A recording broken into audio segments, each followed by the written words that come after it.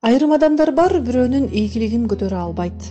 Бирөөнүн ийгилигин көргөндө дароо аны сөз кылып, анын минустарын жая баштайт. Мындай адамдар ийгиликке жетпейт.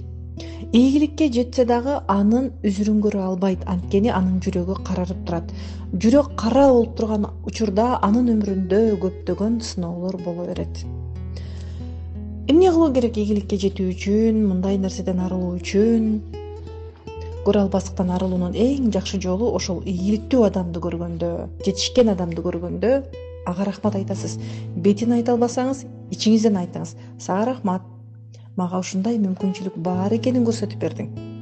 Менин өмүрүм сеникиндей, менин кирешем дагы сеникиндей болууга милдеттүү эмес. Сен башка адам, мен башка адам.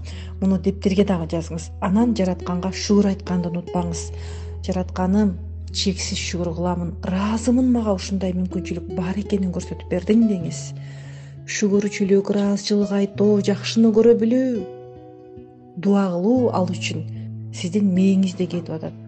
Сиздин мээңиздеги ойлор, жакшы ойлор дагы, жаман ойлор дагы сизге дал ошондой жашоону өмүрдө тарта берет. Ошон үчүн Кудайым да айткан экен, сен оюңду өзгөртпөйүн, мен сенин өмүрүңдү өзгөртпөйм деген экен. Оюбузду оңдойлу.